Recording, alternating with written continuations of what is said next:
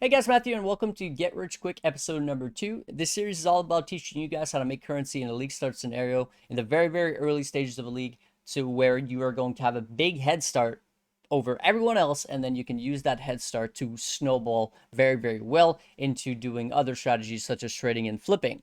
Now, this one strategy is going to be one which is going to stunt your actual progression very hard, but that doesn't matter because if you're somebody who's going to go into trading or flipping or selling things for a group and stuff like that, this is one of the best strategies in the entire game in your league start scenario. It's actually pretty insane. So what this is a Vaal side area farming. So just a quick recap. I'll go over the loot and why that is a little bit later on. But in 45 fragments, this was my investment. 45 fragments, I got all of this, which now I am heavily downgrading, I guess you could say, the value of this stuff. But just to be as realistic as possible, in 1 hour, we're starting with 45 fragments. I was able to make 1x from 6 links. I dropped 3 of them. One of them, which I considered sellable. The other 2 I sold because they were weapons. They would still be sellable for anywhere between 10, 20 C or so, but I just vendored them. But this one is the one that was a little bit better. Now, it's nothing to write home about. These are super common, but as you can see, 170 ES, tri-res, and a little bit of life. This is basically like a tabula on crack. You have to remember that in a league start scenario, tabulas are like close to an exalt. So this is easily 2 to 3 exalt just for this one alone. But I'm calculated at 1x just to be, again, minimizing everything. Maps, T3 and T4 maps. I've got about 1 exalt worth of maps here. You have to remember that exalts in a league start scenario are like 40C. And now you might be like, that's not 1x worth of maps. It's just a few T3 and T4 maps. But I'll explain that in a bit, why that's about 1x worth of maps. 1x in Vaal gems. Again, I'm easily undervaluing that a lot. Just with these Vaal graces and this Vaal haste and these Vaal disciplines, I have over 1 exalt worth in a league start scenario. Because Vaal discipline and Vaal grace and Vaal haste are very sought after. They're incredibly strong gems. But even just the other ones are like 1 to 2 C each. Depends on the meta, of course. But Vaal Righteous Fire, Molten Shell, Vaal Blight, Vaal Summon Skeletons, Vaal Clarity, Ancestral Warchief, and Cold Snap are all very strong. Easily a chaos each. So that's a lot more than 1 exalt in my 1 hour, but I'm just calculating at 1 exalt. In currency drops, most of it comes from jewelers, which will be turned into fusings, and the reason for that is because these zones are corrupted, which means they drop a ton of 6-socket items. Because 6-socket items can be vendored for for fusings, or well, technically for jewelers, and then transfer into fusings, it's pretty good. Now, of course, we got the divine orbs from the 6 links, which in my opinion, selling the actual 6 links would have been worth more, but just because they were bad and didn't want to keep them. And then the rest of the bubblegum currency is probably about an X in a league start scenario. And then I got 10C or so worth of Midnights. They're about 2C in a league start scenario, especially sold in bulk, because people love farming Zeri, even if she's not that great. The boots are worth a little bit and whatnot. We also got some vanity cards. Now, these are really rare. I think I got really unlucky in my 1 hour of farming. I only got 2 of them, but still. So, yeah. If I had to guesstimate, before I talk about the strategy, if I had to guesstimate, I would say that on the low end, if your character is a little bit slow and you're not super used to this sort of strategy, you will make minimum 3x an hour in a league start scenario.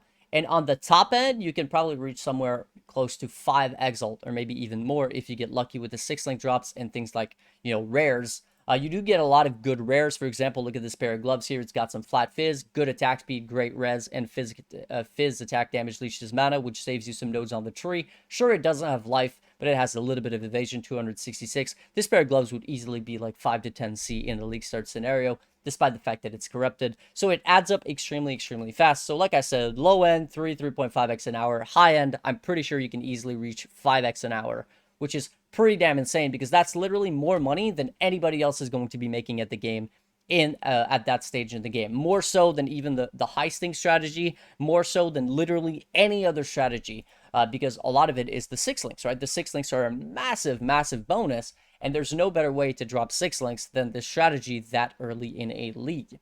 All right, so let's talk about the strategy and how it works. So it all revolves around farming these Vaal side areas. The thing that you need to know is that when you put a Vaal fragment in your map, it is going to open up a Vaal side area, which you can go in and clear. And then at the end, there's like a mini boss, and then you have a sacrifice little thingy.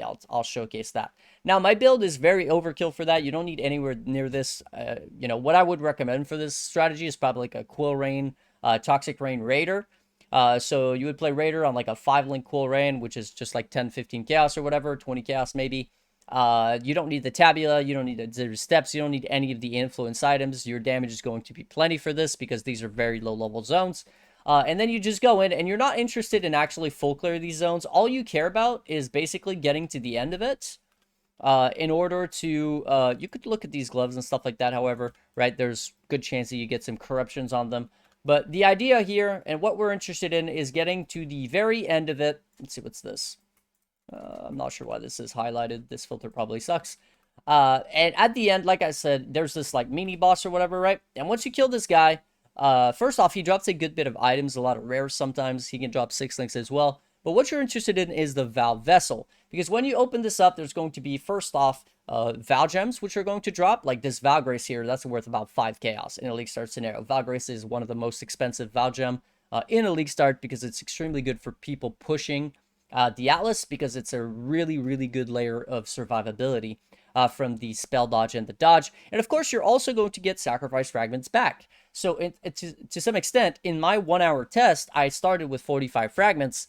But from these 45 fragments, I was able to farm probably like 70 or maybe even 80 zones because you are going to somewhat sustain. In 1 hour, it cost me 45 fragments, essentially, is what I'm trying to say. But you're also going to get a lot of these rare items. In some cases, they're going to be good. A lot of them is going to be 5-link. You know, a lot of them is going to be rare, good corruptions. You know, there's a lot of potential. And one thing is that because there's a lot of rare items, you can also do the chaos recipe. As you can see, a ring like this, oh, this is a great ring. This is actually a great example. See, this thing has T2 energy shield, T2 life, some good strength, some good mana regen, and tri-res. Or, well, double res with fire and lightning and then some more fire. This ring is easily like 10 chaos in a League Start scenario, and exalts are not even any more than like 40 at this point. Basically, this ring is worth 1/4 of an exalt. It's that insane, right? And they sell very, very quickly because people want these sort of items with resistance, stats, mana regen, mana, res, right? Because in a League Start scenario, that's the best you're going to get. You're not going to get any sort of crazy influence gear. Okay, now that I've talked about that, let's go over the actual strategy and how to min-max it, because that's what it's about. Somebody who does this strategy and doesn't min-max anything of it is going to make very little currency, and then someone who goes out of their way to min-max it is going to make a lot of currency. So one thing to note about this strategy is that what you'll want to do is essentially is head over to their website. Now, don't recommend doing this right now, by the way. This is a League Start thing. The first 12 hours of a league, 16 hours of a league. After that, this strategy is completely dead. Because, you know, Tabula is going to start dropping in price. Exalt starts to go up. 6 links devalue. Vaal Gems devalue, right? Maps devalue, especially when it comes to white maps. So it's a very, very short-lived strategy. But while it's there, it's extremely, extremely good. So what we're going to do is we're going to focus on Sacrifice of Dawn and Sacrifice at Noon. Put in like minimum 5. Head over there, and then you'll be able to buy these in bulk. In a League Start scenario, you're gonna get between 3 and 4 dawns and noon fragments for 1 chaos, which is going to give you anywhere between 5 and 6 runs between before you've actually exhausted that 1 chaos value, which is insane because obviously you're gonna get a lot more than that from those 5 areas. Now, you might be wondering why dawn and noon and not like dusk, for example. Well, the reason for that is because of the item level. And this is the first place you're going to start min-maxing this strategy. It's when you're going to include your Atlas setup. So the reason for that is because dawn's is item level 70 and noon is 71. And if you could look at map tier, it starts at 70 is T3 and 71 is T4. So what you're going to do to min-max this is that on your Atlas, you're going to complete only T1 and T2 maps in the inner regions. You do not want to have a single T3 map anywhere in the inner portion of your Atlas. So what you could do is literally just farm T1 and T2s on the inner portion of your Atlas, make a little bit of currency, and then just buy a map. Just buy a T3 in any of the corners of the Atlas. For example, you could buy a Moon Temple, right? At that point, they should be available for just a couple chaos, or maybe 3 chaos or whatever, and then buy a T4 as well in the outer regions of the Atlas, which is also going to be a few chaos. Once that's done, you can run them, and as long as you've basically ran 1 T3 and 1 T4 in the outer region of the Atlas and none in the inner regions, the only T3 and T4 maps that you can drop are also going to be on the outer ring of your Atlas. And the thing is, the difference between a T3 like Shrine in an inner region of your Atlas being like 1 chaos in a League Start scenario any of the T3s in the outer region of the Atlas are going to be worth like 3 chaos. They're significantly more expensive. And the reason for that is very simple, because people want to get to the outer regions as fast as possible. They want to skip the inner regions so they can get to their conquerors as fast as possible. And that's where they get out of their initial white map tiers, right? So that's going to be the first way to min-max this strategy. Now, the second way to min-max your strategy is all about sockets and colors. So the thing is, a lot of the time when you drop a 6 link like this, for example, in this strategy, they're going to be corrupted. They're always going to be corrupted. And the problem is, a lot of the time when you drop a corrupted one, the colors are not going to match the attributes required. So for example, you could drop a 160 int attribute requirement 6 link chest, which is going to be for spellcasters, right? 160 int, but it's going to have like 4 red sockets, which doesn't make any sense. So you have to be able to fix the socket colors very easily. And it's actually super easy to do that. You're just going to have to go in Delve and get the 2 recipes, the 2 first recipes, which is going to be these 2. So if you look at the bench, the 2 recipes in Delve that you care about are going to be socket colors, 1 or 2 colors, which is an Azurite cavity in Azurite mine. And the other one that you want is socket, actually, yeah, that's the only one that you want, really. It's just the socket colors. So you don't really care about the links. They're already going to be linked. And you don't care about the amount of sockets either. It's not going to be worth to add sockets to an item that's corrupted, for example. Not at that point in a league. So what you'll do is you'll head over to the mine encampment.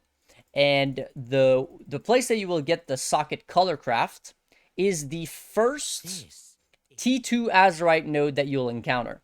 So for me, for example, I would have to make my way up to like this, right? For example, or like this is another example, right? Or even this, right? The first T2 Azurite node that I get is going to give me the socket color craft. And the first T1 Azurite node that I get is going to give me the socket number craft, if I remember correctly. I might have inversed them, but either way, you want to complete basically a T1 Azurite and a T2 Azurite. And as long as you've completed one of each, you're going to get the socket color and the socket number craft, which allows you to basically fix broken 6 links, right? So let's just say that I had this this 6 link here dropped and it had like 4 red sockets and 2 greens, which is completely trash. I would take this, and Vaal orbs are extremely cheap in a league start scenario. Matter of fact, you're going to farm your own Vaal orbs. I'll talk about that in a second. And then I would go ahead and do, for example, minimum 1 green. And then the odds are, because it's a 160 int chest, it would give me like 1 green and 5 blue, or 1 green, 1 red, and 5 blue, or 2 greens and 4 blue, something like that. And those are all socket colors that would be very, very usable for basically any spellcaster builds because of things like, you know, hypothermia being super common, or even like a miner would use like Swift Assembly, stuff like that, right? So that's why you want to be able to fix your socket colors, because the Tabula has 6 white sockets. It's very easy to make use of it. A 6 link with really bad colors on a really bad base is a little bit harder. But as long as you fix the socket colors, these are basically an absolute gold mine. And as you can see, in my 1 hour of farming at a pretty reasonable speed, but nothing crazy, I dropped 3 6 links, right? So that's pretty nuts. So anyways, that's pretty much how you are going to make currency off of this strategy. If you have any questions, you know, feel free to ask me in the description. This is a strategy, again, that is very, very short-lived. But if you commit to it and if you do it right, you are going to make so much money faster than anybody else in the entire game, pretty much. That's a solo player. And then if you know how to snowball from there, you can make a ton of currency, right? Because you'll have a big, big advantage. One thing to note also is that you can do the chaos recipe. So I highly recommend using the chaos recipe tool. Now, because the items that drop are pretty much always going to be identified because they're corrupted, you're not going to be able to do the unidentified chaos recipe for 2 chaos, but still, even just 1 chaos at that point in the league is huge value. And because the thing about these zones is that they're considered maps, kind of, right? They actually have rarity and quantity modifiers. Because of that, you're going to be dropping a good amount of these actual rare items, and also a good amount of just bubblegum currency when not. As you can see, in 1 hour, I made all of this, which is drastically more currency than I would make if I was just progressing my Atlas and trying to make my way into the corners to get my conquerors set up in a league start scenario. Of course, however, you're going to make 0 progression whatsoever, so this is a very niche strategy. But when done well, it's, in my opinion, even better than the high strategy that I went over with in the last episode. So anyways, that's pretty much it for the video. Hopefully you guys enjoyed. Before I go, I want to say a huge thank you to my supporters: Jordan, Fruit Fly, Thomas, Daroth, Master Tim, Nate, Jacob, Flame Scorpion, Reese, Emma, Road to Millions, Alex, Brandon, Don, Joseph. Welcome back. Panda, Adicus, Scott, Bart, Grimor, Johnny, Ronald, Kevin, Mercury, and Bizen, as well as, of course, anybody else who has supported me in the past and anybody else who wishes to remain anonymous. Hopefully you enjoyed. I'll catch you guys in the next one. Peace.